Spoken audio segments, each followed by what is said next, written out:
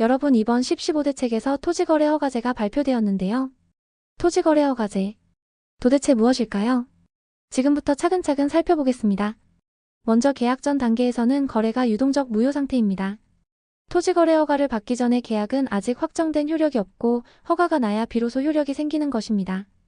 허가가 나기까지는 보통 23주 정도 걸리고 그 기간 동안은 약정서를 작성해서 매도인과 매수인의 의사를 명확히 해둡니다.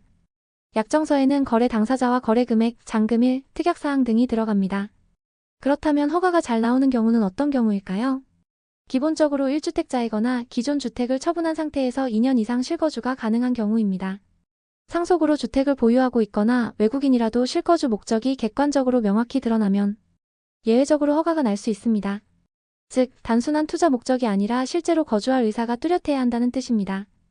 허가가 나면 5일 이내에 본계약을 체결하는 게 일반적입니다. 이 시점부터 계약의 효력이 생기고 약정서에 적혀있던 조건대로 중도금과 잔금을 진행하게 됩니다. 중요한 건 허가가 나오기 전에 계약을 서두르다가는 계약 무효나 분쟁으로 이어질 수 있다는 점입니다.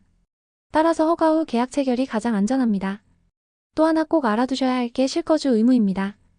허가를 받아서 산 주택은 2년 이상 실거주를 해야 합니다. 만약 이를 어기면 이행명령이 내려오고 3개월의 시정기간이 주어지고 그 이후에도 이행하지 않으면 매매가의 510%에 해당하는 이행강제금이 부과됩니다.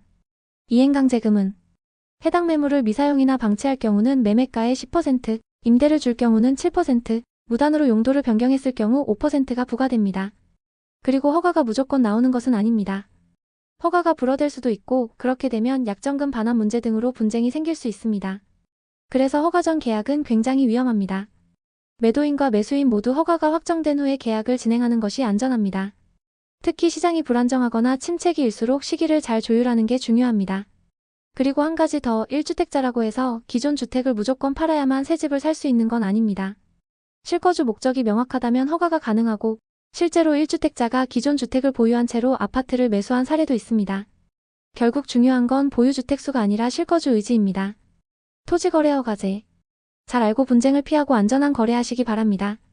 영상 끝까지 봐주셔서 감사합니다.